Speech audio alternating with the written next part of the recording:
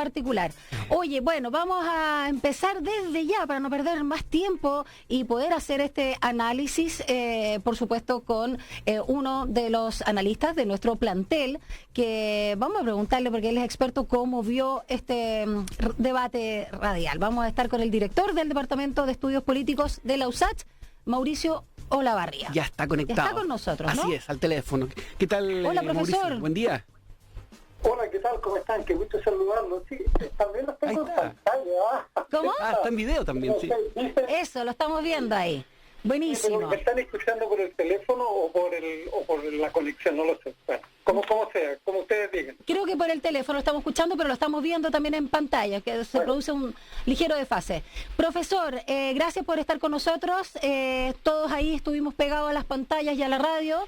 En términos generales, comparte, por ejemplo, lo que dijo mi compañero Rodrigo Ulloa, de que tuvo más carne este debate en formato radial respecto a los de televisión que vimos con anterioridad. Sí, bueno, a mí me gustó bastante más este debate que los otros, porque aquí hubo más oportunidad de escuchar a los candidatos. En los otros debates, digamos, hubo más bien, digamos, la guaripola de los periodistas y las interrupciones y temas que a los periodistas les gustaban. Aquí hubo más espacio para poder escuchar a los candidatos y desde ese punto de vista fue bastante mejor. Para ser franco, los debates anteriores, a mí el formato no me gustó. Este fue bastante mejor. Sí. Así que comparto absolutamente ahí con el colega. Excelente. Muy bien. A la pregunta del día se la vamos a hacer a usted enseguida, porque ya vamos a hacer el desglose de cada candidato. Y por supuesto de Yasna Proboste, que es como la excepción a la regla acá en el sentido de género, pero quiero preguntarle, en términos generales, ¿se quedó con una sensación de que alguien ganó o se manejó mejor, sobre todo en términos comunicacionales, porque básicamente eso es, y más sólido con sus propuestas, al menos como lo plantearon los periodistas y pudieron hacer las respuestas? ¿Se quedó con una sensación de un ganador o ganadora? No, yo no lo vi desde ese punto de vista. Lo que sí vi puntos difíciles de los candidatos, vi también esfuerzos por plantear su idea y también vi en cierto modo, digamos, alguna cierta, como diría, insistencia inicial de los periodistas por algunos temas. Por ejemplo, al principio, digamos, los tres primeros, a Enrique Jominami, a Sichel y a Kass, les plantearon temas, digamos, que ya están siendo tratados mucho en la prensa y que, digamos, no les permitían abordar temas más sustantivos de sus programas. Y después, cuando pasaron a los otros, a Boric, Artés y Proboste, bueno, entraron en otros temas ya, preguntas sobre el programa. Y ahí yo encuentro que hubo un cierto desnivel, digamos, no hubo homogeneidad en el trato en esa primera parte. Después de las partes siguientes sí. Ahora, yo lo que vi es que en general todos los candidatos trataron de demostrar, digamos, lo que son.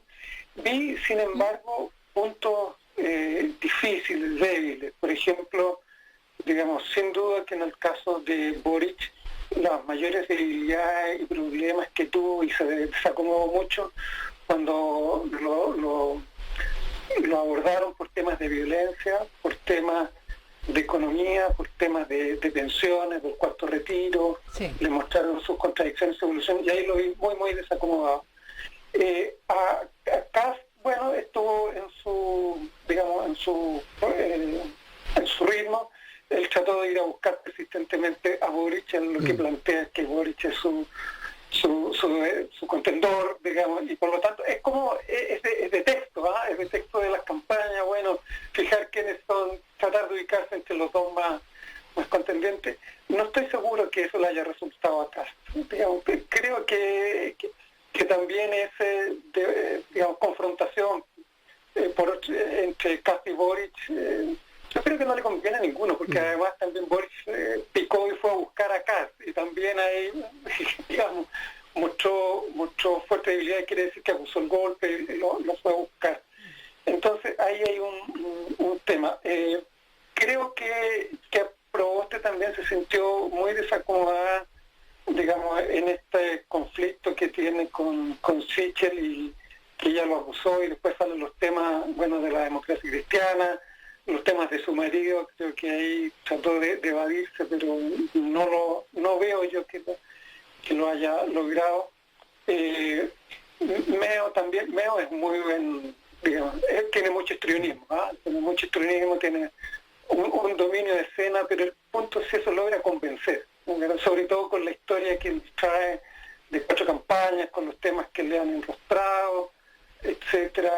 También le hicieron un planteamiento ahí que él no logró a mi modo de responder, que bueno, digamos, usted es un político profesional y lo que las generaciones nuevas buscan algo distinto, porque usted sería la alternativa, entonces no lo logra resolver. No. Yo veo que, claro, lo buscaron por el lado de las cosas que han estado saliendo en último término. Él trató de zafar, de mostrar que en realidad no es así. Hay que ver si ese mensaje en realidad llega a los electores o no. Sin duda que su campaña está en una situación un poco difícil. Hay que ver en realidad los resultados finales de todo esto, si él va a lograr, no diría repuntar, pero a lograr retener la aspiración o el apoyo que en su momento tuvo. Eso hay que ver, es una pregunta, digamos, abierta. Y lo otro es Artés, que es un tipo simpático, ¿no es verdad? Uno disfruta viéndolo porque dice lo que piensa, aunque es una sociedad que en duda no existe. Él como mira desde un rincón, digamos, toda esta trama. Ahora tuvo un punto de presión, ¿no es verdad?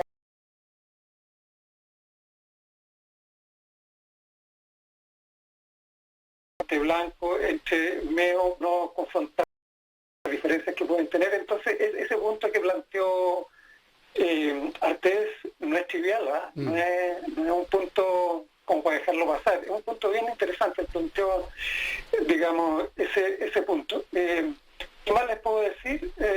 No sé, a lo mejor ustedes tienen alguna otra... Le interrumpo un segundo porque vamos a sumar a este panel y vamos a seguir con el 1 a 1, como se hace en el fútbol con los candidatos, a Marcelo Mella, él es politólogo y académico USACH. Así es, su colega ya está conectado, así que póngale play para ponerlo en esta mesa e invitarlo a conversar y analizar lo que ocurrió hace pocos segundos en el debate. Marcelo, bienvenido a Sin Taco ni Corbata. Muchas gracias por unirte a este análisis post-debate radial de las presidenciales. ¿Cómo estás? Hola, buenos días y buenos días al colega Olavarría, Mauricio, que está ahí. Bueno. A propósito de lo que señalaba el profesor Olavarría en relación a ciertos puntos fuertes o debilidades, ¿no? También un FODA finalmente de estos 6 candidatos. ¿Concuerdas con que tuvo también un sello bastante político, sobre todo en la primera, económico, sobre todo en la primera parte y luego ya más político, social, sobre todo cuando todo se fijó en algo que es muy sensible para todos nosotros, como es el tema de las AFP, en particular el retiro del 10% y todas esas posturas que para algunos eran cambiantes según iban generando su carrera, ¿no? Hacia la moneda. Cuéntanos cómo viste también la primera parte, me la quiero dividir, sobre todo con para nosotros también, con un perfil, digamos, económico bastante marcado, Banco Central, paraísos fiscales, aportes, pensiones, cuarto retiro.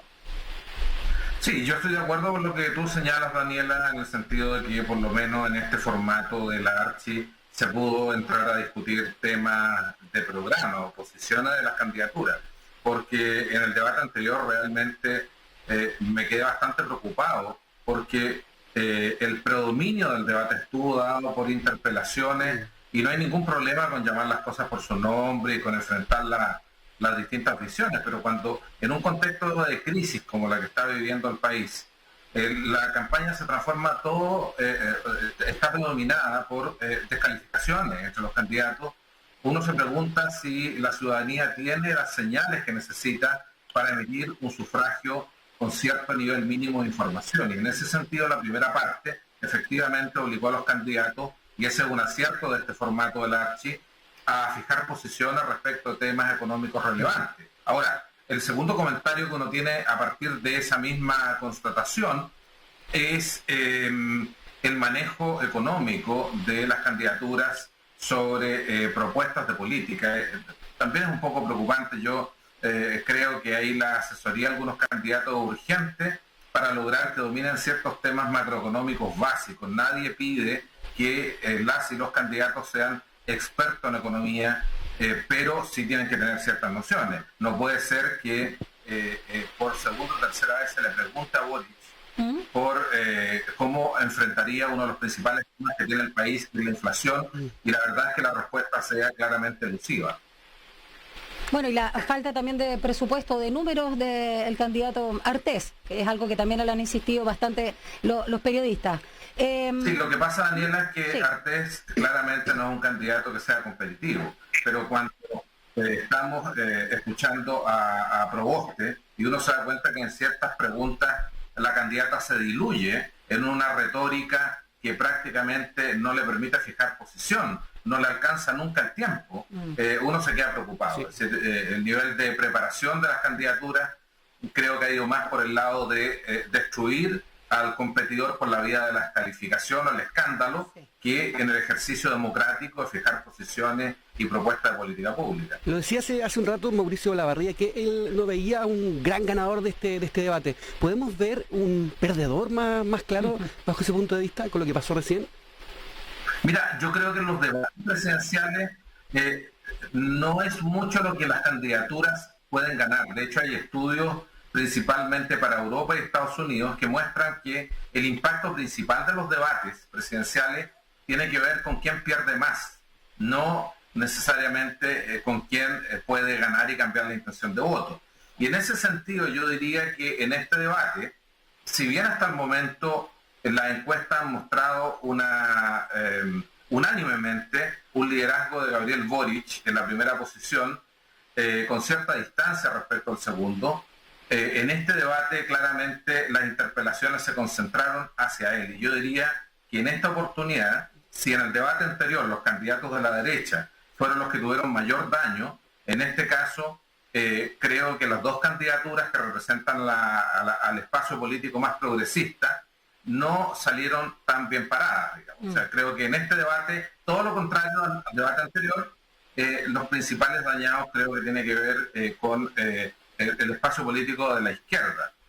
Y en ese sentido la pregunta que cae de cajón es si, después de haber liderado tanto tiempo Boric, la encuesta de opinión pública, esto es como en la imagen del ciclismo, ¿no? Sí. El corredor, el ciclista que se escapa, ¿va a alcanzar a durar en la primera posición hasta el final o el pelotón lo va a alcanzar? Esa es la pregunta que me parece muy relevante poder mirar con detención para las próximas semanas.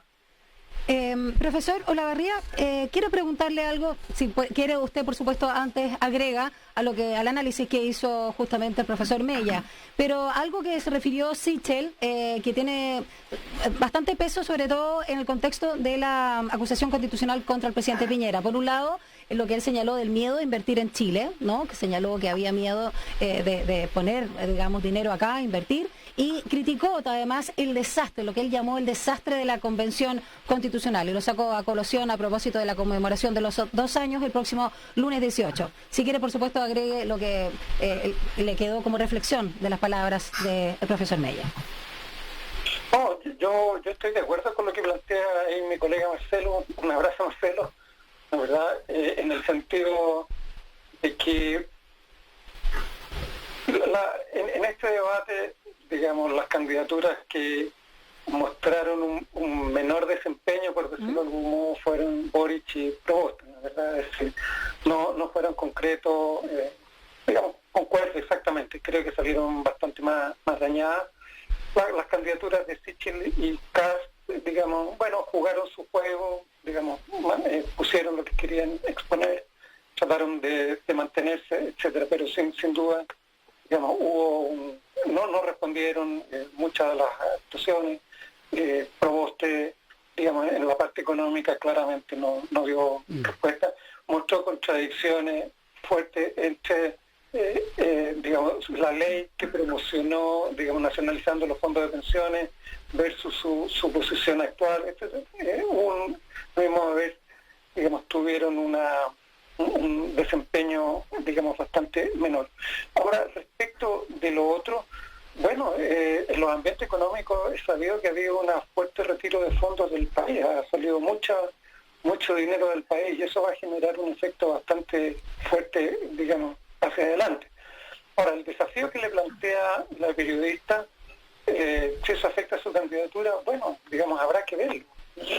Habrá que verlo en el sentido de una situación real, hay un clima de inestabilidad política, los inversionistas lo que buscan es seguridad jurídica para poder invertir, y en un esquema tan inestable, digamos, ¿quién se va a atrever, digamos, a invertir? Es un punto real. Ahora, respecto del tema de la Convención Constitucional, bueno, las encuestas lo que están mostrando fuertemente es una caída, ¿no, verdad?, en la apreciación de la Convención Constitucional.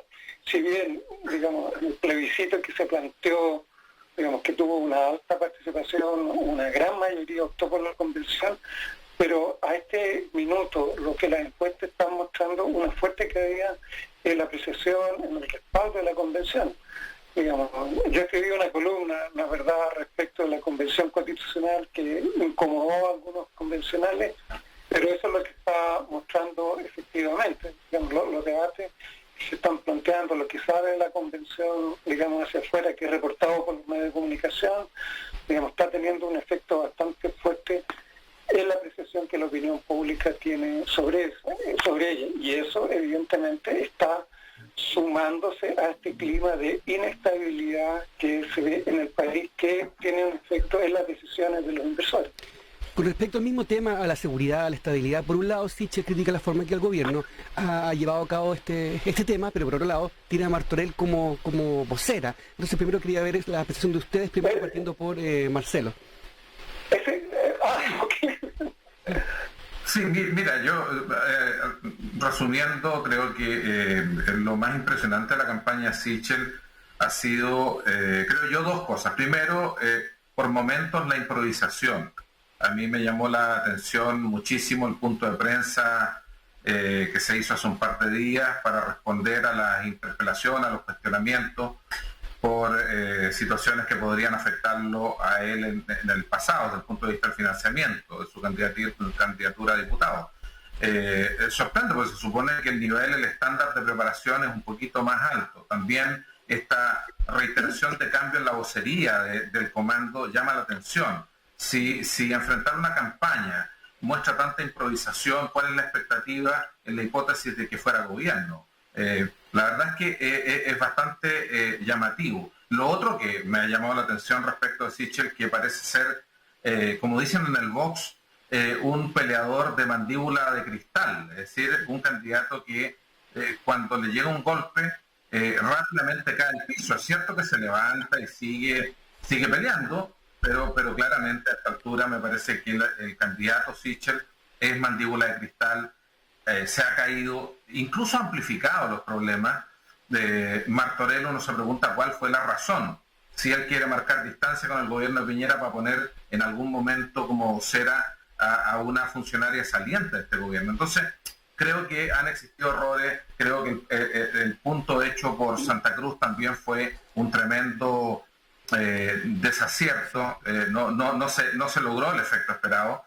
Y lo que estructuralmente o sistémicamente me preocupa a mí en el largo plazo es el clima en el cual el próximo gobierno, a propósito de la incertidumbre que plantea Mauricio, va a tener que enfrentar los problemas actuales. No solamente el tema de la incertidumbre, no las posibilidades reales, con una clase política parlamentaria fracturada, dividida, con múltiples ataques, algunos de ellos bastante artificiales, pero finalmente dividida. ¿Cuál va a ser la capacidad del próximo gobierno de llegar a quórum calificado o a una mayoría simple?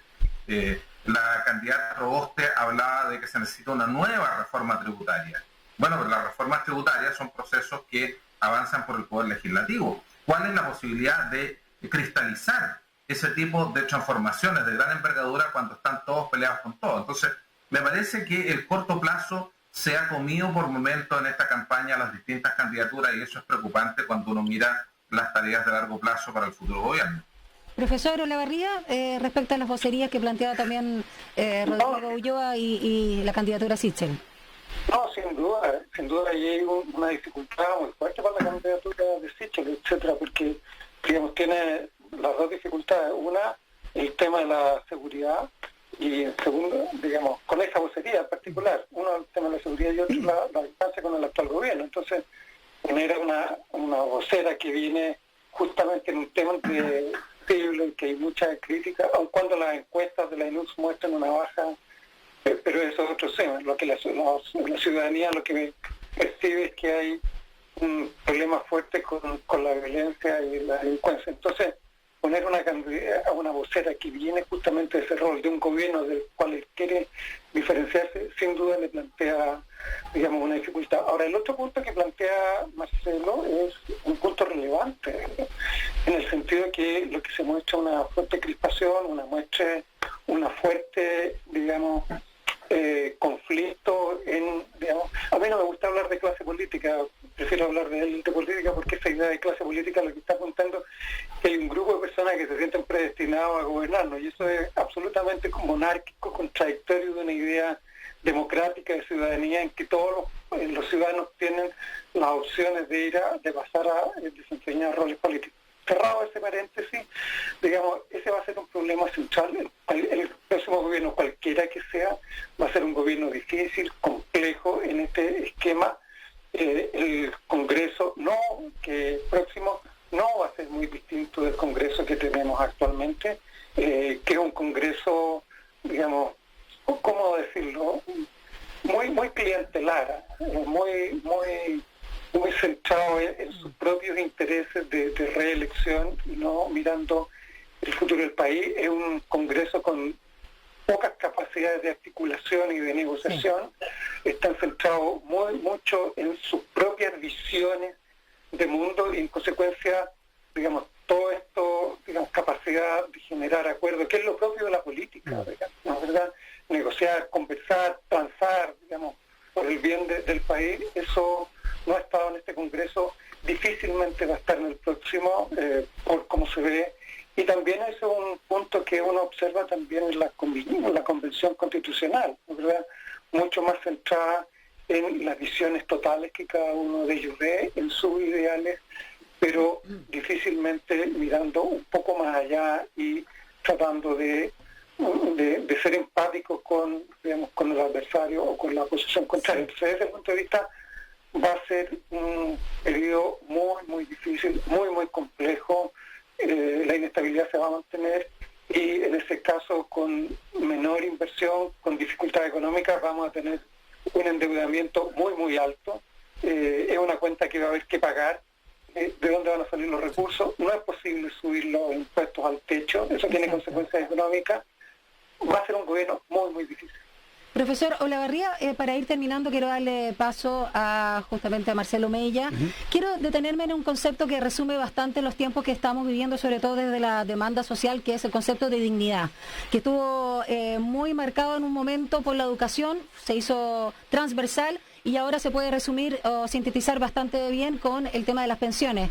Quiero preguntarle si es que sienten que hubo alguno más sólido respecto a sus propuestas en torno a la AFP, cuando acá también por las mejoras de las pensiones a los militares particularmente, ¿no? Y le dijo a Boric, los militares trabajan más que usted, el tema de la supuesta nacionalización de los fondos de pensiones de Proboste, y bueno, y todo el tema de Sichel, de sacar los fondos y llevarlos, moverlos, como dijo él, a una variedad de instituciones. Más que retirarlo. Exacto, como se hace en otros países, más que retirarlo, cada uno la pone la platita donde quiere, etcétera. Y creo que es bastante importante hoy y sensible el tema de los fondos de pensiones, insisto, por el concepto también de la dignidad. ¿Cómo lo vieron también ustedes ahí respecto a lo que presentaron los candidatos? Particularmente tú, Marcelo. Sí, mira, yo cuando me refiero a la clase política como tal y no élite, precisamente es porque quiero connotar esta falta de visión de largo plazo de la clase política o de los actores de la política parlamentaria, esta mirada sistémica que es necesario para resolver problemas que son sistémicos, tanto en la discusión de los fondos de pensiones como en la discusión del financiamiento de las campañas. Chile tiene problemas que son no solo sistémicos, que son de gran envergadura, que requieren una discusión seria y en profundidad, con evidencia, no con esta idea de salir del paso y ganar en corto plazo electoralmente a partir de un tema, porque así tú no resuelves el problema, sino simplemente te beneficias electoralmente. Cuando yo digo clase política, me parece que ese es uno de los grandes problemas que tenemos en este país. La discusión sobre el sistema de pensiones en Chile es lamentable que no haya permitido que este país, si efectivamente quería modificar el sistema vigente actual en base a evidencia, no se pudiera avanzar nada. Es cierto que el gobierno es el principal actor que establece los vetos y las urgencias, pero uno se pregunta cómo es posible que el país haya llegado a dejar a millones de chilenos y chilenas sin ahorros y por lo tanto a enfrentar una vejez en la pobreza si no se hace algo con urgencia, y no avanzar en una reforma al sistema actual o crear un sistema distinto. Esa es parte de la tragedia que tenemos, y estamos discutiendo esto a puertas de una elección. Respecto al tema del financiamiento de la campaña, exactamente lo mismo.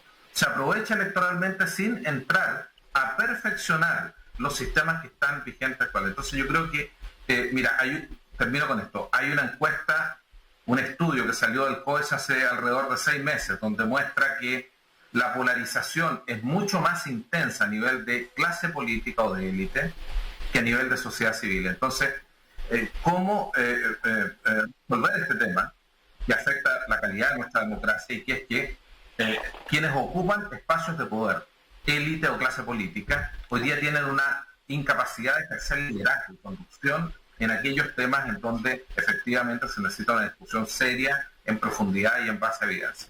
Para ir cerrando, cortita y al pie, Mauricio, su nota más alta y la nota más baja que pone hoy día.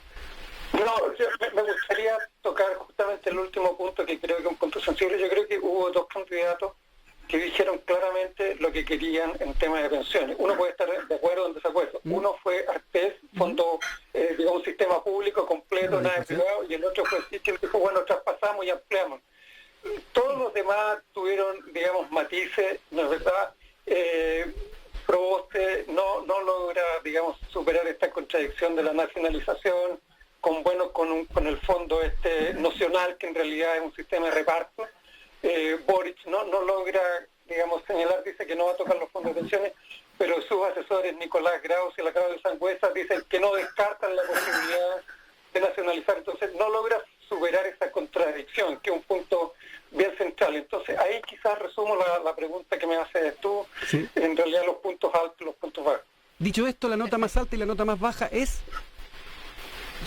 la nota más baja de los candidatos. Sí. Un número, de 1 a 7.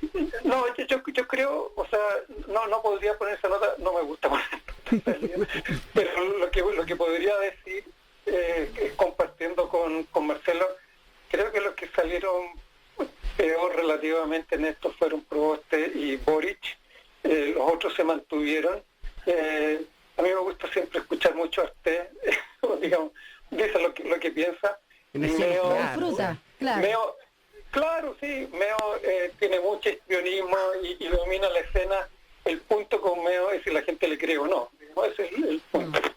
Claro, alguien dijo por ahí que Meo era un gran candidato si no fuera Meo. Marcelo, ¿tú te animas a poner una nota más alta y la otra más baja? No, yo creo que estoy de acuerdo con Mauricio. Los profes no nos gusta poner nota, eso es una obligación laboral, pero no nos gusta poner nota. Yo lo dije y comparto esto de que creo que, a diferencia y todo lo contrario al debate anterior, quienes salieron más dañados en este debate fueron los 2 candidatos que representan el espacio político de la izquierda, el progresismo.